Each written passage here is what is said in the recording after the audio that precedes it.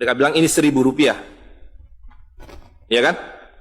Tapi makin lama di dalam isi riba, Rp1.000 yang dulu bisa dipakai untuk membeli 50 kg emas pada tahun 46, ketika pertama kali diberikan rupiah, hari ini diberikan tukang parkir pun tidak mau. Maka mereka ganti gambarnya dengan Soekarno-Hatta, nolnya ditambah 2, menjadi 100.000. Yang 99.000 dari mana? Ya kan? 99.000 dari mana? Dan kalau ini kita belah 2, dibelah 4, mau saya kasih 4 mahasiswa. Kemana samannya tadi itu nilainya?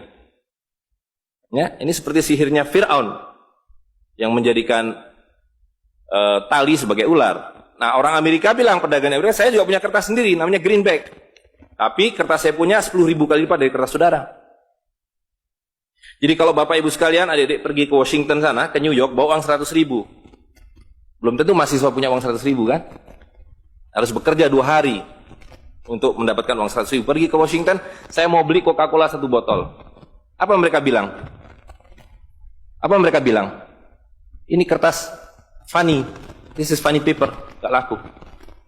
Tapi siapapun datang ke Ternate dengan $100, you punya cengkeh, berikan pada saya. Saya mau beli, you punya Coca-Cola, tapi saya minta 1 truk.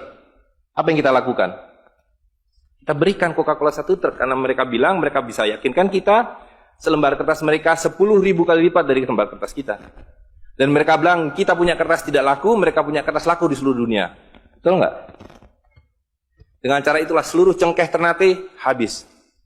Pala Ternate habis. Seluruh kekayaan Ternate habis, hanya diganti dengan byte komputer. Dengan cara itulah kemiskinan dan pemiskinan dilakukan oleh para bankir. Jadi banking is crime. And bankers are the criminal. Dengan sihir ini. Ya. Nah, dan ini baru satu fase. Saya minta satu tahap lagi untuk menjelaskan dengan uang kertas yang sudah merupakan kezoliman ini, ya, itu menjadi berlipat ganda zolimnya melalui banking system, di mana ini digelembungkan. Kalau tidak ada bank, kalau saya punya uang 100.000 dipinjam oleh Ustadz Nur, maka uang saya habis. Saya akan memiliki kembali kalau dikembalikan. Tapi dengan banking system, kalau uang ini saya hutangkan, dia beranak pinak 20 kali lipat. Uang 100 miliar kalau ditaruh di bank, maka bank detik itu mencatatkan dalam bukunya punya uang 100 miliar. Betul nggak? Dan itu dilegalisir oleh pemerintah, bahwa you boleh mengakui itu sebagai milikmu. Dan bagi bank, uang titipan ini liability, maka dia harus sewakan, dia harus pinjamkan dengan bunga kepada orang yang mau beli rumah tidak bisa beli rumah, mau beli mobil tidak bisa beli mobil. Jangan khawatir, saya beri kredit, tapi harus tahan 10% untuk cadangan, ya kan? Dan semua orang dibikin miskin. Misi pokok bank adalah membuat semua orang miskin supaya tidak mampu membeli apapun kecuali berhutang melalui bank. Maka ketika 100 miliar ini diterima bank, maka dia bisa mengutar itu 20 kali dengan bunga katakanlah 10%. Maka dia akan mendapatkan dari bunganya saja 180 miliar. Jadi kalau bank bilang saya ngasih bunga hanya 10%, dia akan dapatkan 200%. Dan dari pokoknya yang dia putar itu, maka dia akan dapatkan 20 kali 90 miliar. Coba lihat, maka terciptalah uang 1,9 triliun, hampir 2.000 triliun. Padahal uangnya berapa tadi? 200 miliar. Yang 1,8 triliun dari mana? Angin, sihir. Tidak ada. Itu sebabnya setiap bank dijaga oleh satpam. Supaya mengesankan bahwa di bank ada uang. Tidak ada uang di bank. Itu kenapa setiap pegawai bank pakai jas, pakai dasi. Supaya orang yakin bahwa uangnya dijaga dengan baik. Karena di situ tidak ada uang. Dan itu sepenuhnya pengelabuan. Jadi bank itu adalah arisan berantai. Kalau kita datang mengambil uang, tapi orang bisa bilang, tapi kalau saya ngambil uang di bank kok ada? Uang siapa yang diberikan? Uang Anda sudah nggak ada. Jadi orang percaya bahwa bank adalah tempat yang paling aman menyimpan uang. Bank adalah tempat paling tidak aman menyimpan uang. Belum Anda keluar dari pintu bank, uang Anda sudah nggak ada. Membuktikannya gampang. Datang pada hari yang sama, minta saya mau ambil uang saya hari ini. Potong telinga saya kalau Anda dapat uang, kecuali 10% dari nasabah. Bisa dipahami? Ya. Uangnya tidak ada. Itu. Nah, tapi yang perlu dipahami adalah akibatnya. Kalau kita tadi punya uang 100.000, di sini ada satu handphone, maka berapa harga handphone ini? Ceteris paribus kata ekonom. Maka harga handphone ini ada 100.000, ya kan? Tapi ketika ini digelembungkan menjadi 2 juta, sementara sumber daya alamnya tetap, berapa harga handphone ini? Menjadi 2 juta. Dan itu mereka bilang inflasi. Jadi inflasi adalah kebohongan. Lihat ya, dulu ketika Republik Indonesia didirikan, uang yang pertama dicetak adalah 1 sen, paling besar 100 rupiah, 600 rupiah. Uang 1000 pernah didesain tapi tidak dicetak karena terlalu besar. Karena dengan 1000 Anda sudah dapat beli emas setengah kilo. Pada waktu itu, 1 gram emas hanya 2 rupiah. Dan mereka berjanji, jangan khawatir, setiap rupiah saya jamin dengan 1,5 gram emas. Sampai sekarang itu berlaku Undang-Undang tahun 46. Nah, tapi lihat, karena uang kertas itu sihir, dicetak makin banyak, nilainya merosot. Bebeknya mah tetap, cengkehnya tetap, palanya tetap, tapi nilai uang yang merosot. Maka mulai tahun 52, ini pertama kali by the way, ini Bank Indonesia baru muncul tahun 52. Bank Sentral Republik Indonesia itu bukan Bank Indonesia, dulu namanya BNI 46. Tapi Belanda tidak mau. You mau merdeka, you mesti nurut saya.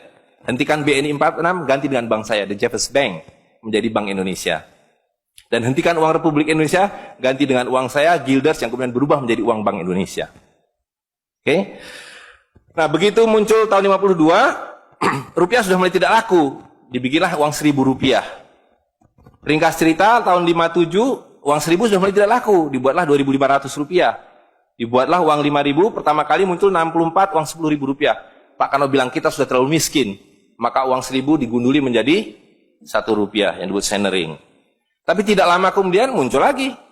Karena uang kertas adalah penipuan. Worthless. No value.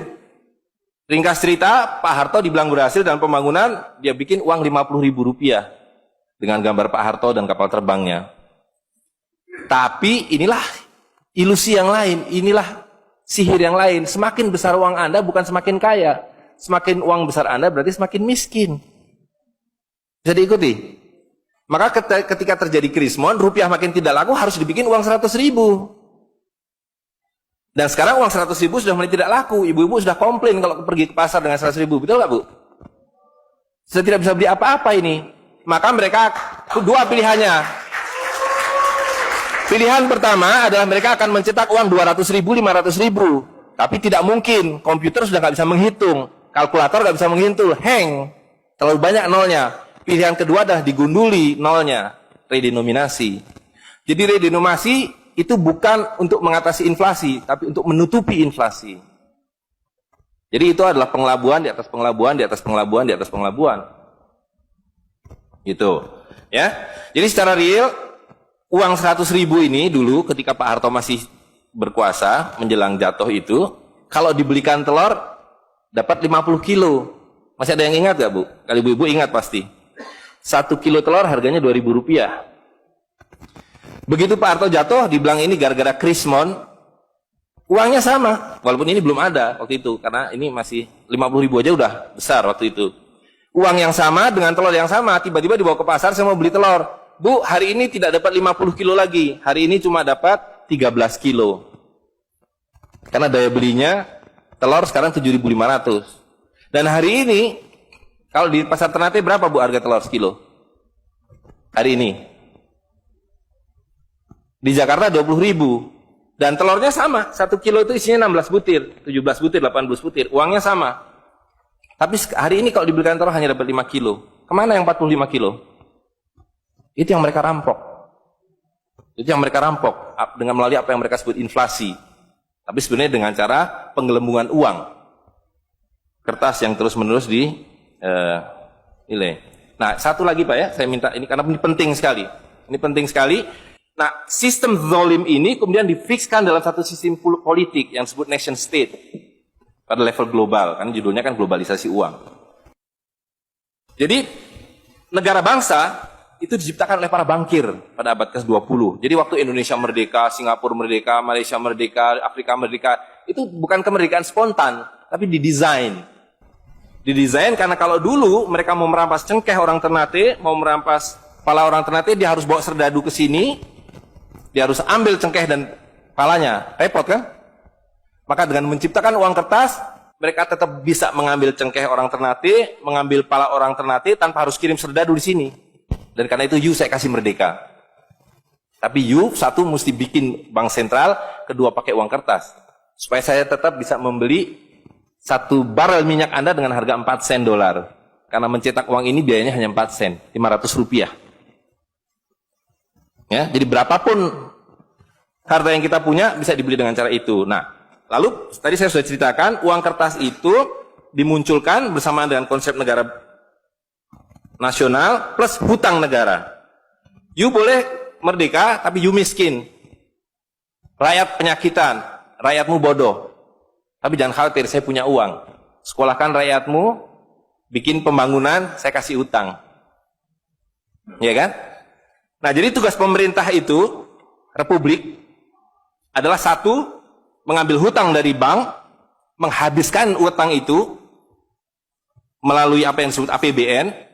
Lalu dulu mereka tanya, jadi bagaimana saya membuat APBN? Jangan khawatir, sekolahkan anak-anak perintar kamu ke Berkeley, ke Chicago, ke Harvard. Mereka dididik untuk membuat pembangunan. Lalu dikasih paket hutang dan diajari kalau nggak bisa kirim konsultan seperti John Perkins dan sejenisnya. Lalu ada satu pertanyaan, bagaimana kami membayar hutang kami kalau begitu? Mereka bilang, you punya 200 juta rakyat, pajaki rakyat kalian. Pajaki rakyat kalian. Kalian punya pala, punya cengkeh, habisi hutang kalian. Karena you membayar hutang, kalau kita hutang 5 miliar dolar setiap tahun, apa mereka kasih berkoper-koper dolar? Apa yang mereka kasih ke kita? Mereka hanya mengetik di komputer, 5 miliar dolar, ting, masuk ke Bank Indonesia. Nanti Bank Indonesia tinggal kirim ting ke Bappenas. Bappenas ting ke departemen-departemen itu. Tapi ketika kita mau membayar hutang mereka, bisa kita mengetik di komputer 5 miliar dolar. Ting, dibiarkan ke Bank Dunia? Nggak bisa, you mesti punya devisa. Dari mana kami punya devisa? You mesti beli dolar kami. Caranya tebang hutan kalian. Habisi boksit kalian. Habisi mineral kalian. Betul nggak? Nah, jadi itulah yang terjadi di dalam sistem Fir'aun sekarang ini. Bahwa pemerintah itu didesain hanya untuk mengambil hutang dari bank, menghabiskan melalui APBN dan proyek, kemudian memajaki rakyat. Karena itu pajak semakin hari semakin tinggi, semakin banyak, semakin tinggi, semakin banyak. Gitu. Nah, jadi kalau digambarkan seperti ini, ya kan? Wilayah domestik nasional itu adalah demokrasi. Supaya kalau 5 tahun harus ganti. Kalau ada presiden, ada perdana menteri yang tidak nurut pada para bankir, out. Tapi para bankir tidak pernah berganti. Mereka turun-temurun, perusahaan swasta, anak beranak pinak. Ini kira-kira hanya 400 keluarga di dunia ini yang menguasai seluruh sistem keuangan dan politik. Jadi kita ini sekarang utangnya tiba-tiba sudah 2.100 triliun. Padahal tahun waktu Pak Harto jatuh itu utangnya hanya berapa? 50 miliar dolar, 500 triliun. Sekarang sudah 2.000 triliun. Dan begitu kurs dolar berubah, utang kita nambah. Gitu. Dan BI tidak pernah memenuhi janjinya, karena tugas pokok BI adalah menjaga stabilitas kurs, tidak pernah bisa. Dan tidak akan pernah bisa. Apapun yang dilakukan, karena memang tidak ada nilainya. Gitu. Nah, jadi sebagai penutup, maka apa yang harus kita lakukan adalah membalik seperti yang mereka dulu lakukan. Yang mereka dulu lakukan adalah mengambil emas dan perak dari orang tua kita, mereka lebur menjadi batangan, dia simpan di berangkas, dan kepada kita dikasih toilet paper ini, kata Mahathir Muhammad. Maka yang harus kita lakukan sekarang sebelum ini jadi apa? Oncom. Lebih berharga oncom. Tukarkanlah menjadi emas dan perak, menjadi dinar dan dirham, dan kemudian gunakan untuk muamalah.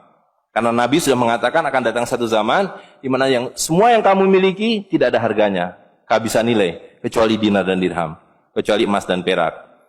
Jadi kalau dilihat, ya dolar dalam dinar atau dinar dalam dolar dalam 10 tahun terakhir 2004 itu cuma 54 dolar, hari ini sudah di atas 250 dolar. Dan lihat, menipunya uang kertas ya. Kalau kita pakai untuk menyimpan naik haji, kalau Anda menabung dolar, maka tiap tahun naik.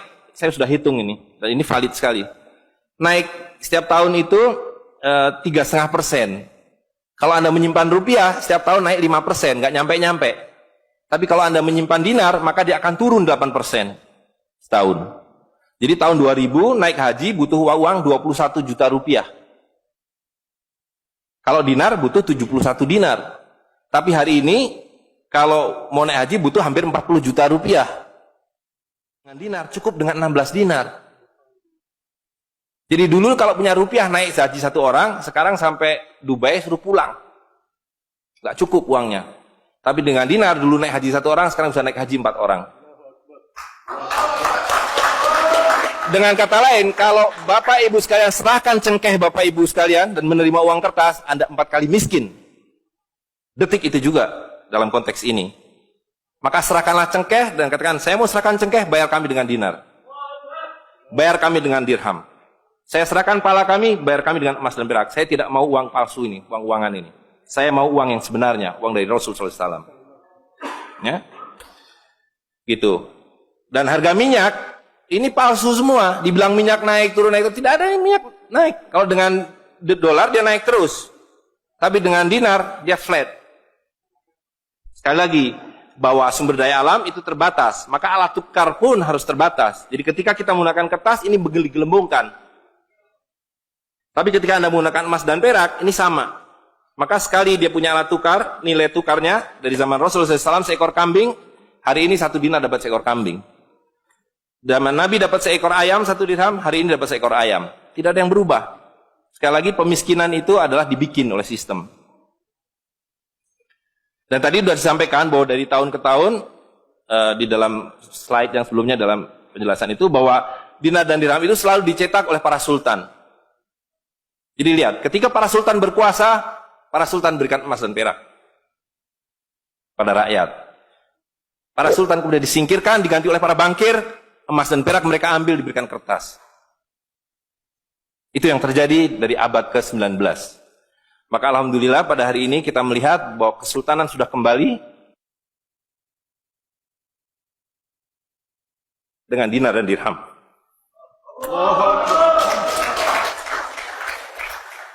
Dan ini adalah awal berakhirnya sistem riba. Ini adalah awal dari janji Allah SWT, yamhaqu riba wa yurbi sodakotan. Aku suburkan sedekah dan aku hancurkan riba. Kehancuran riba ditandai dengan seperti apa yang dikatakan Nabi, kehancuran mata uang kertas.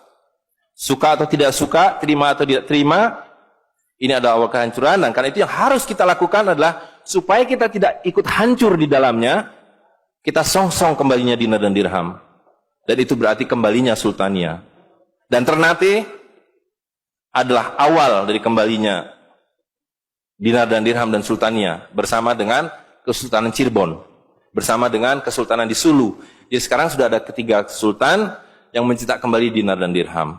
Dan ini akan mengawali kembalinya dinar dan dirham di seluruh dunia. Jadi kalau pada abad 15, abad 16, abad 17 bangsa Ternate sudah sampai ke Madagaskar, sudah sampai ke negeri atas angin di Spanyol, maka pada abad 21 kembali Ternate sampai Spanyol. Ternate sudah kembali sampai Afrika Selatan, sudah sampai Eropa melalui dinar dan dirham yang berlaku di seluruh dunia. Orang Amerika tidak bisa mengatakan emas saya 5 kali lipat dari emas saudara, tidak bisa. Emas kami dari Ternate sama harganya dengan emas kalian. You 1 dinar, kami 1 dinar. You 1 dirham, kami 1 dirham. Itulah keadilan. Ya.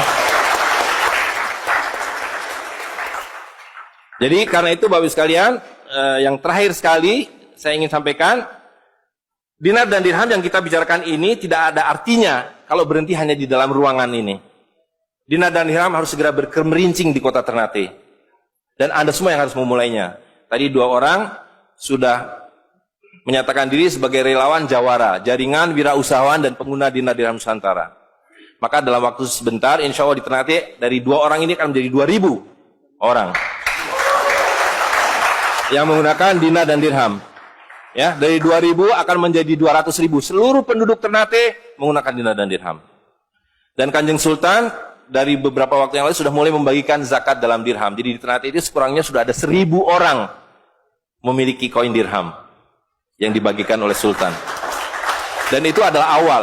Ini baru awal dari kembalinya Islam dan berakhirnya kezaliman. Jadi sekali lagi Bapak Ibu sekalian, marilah segera ya ular-ular Fir'aun itu kita akhiri dengan cara yang sangat mudah, yaitu kita mentaati perintah Allah SWT. Allah SWT mengatakan wa halalul bai' wa harramar riba. Aku halalkan berdagang dan aku haramkan riba. Dan uang kertas adalah riba par excellence. Di dalam uang kertas ini ada 2 riba sekaligus. Ya, jadi saya kira itu saja. Saya mohon maaf mengambil waktu agak terlalu banyak, tapi ini penting karena supaya clear semuanya.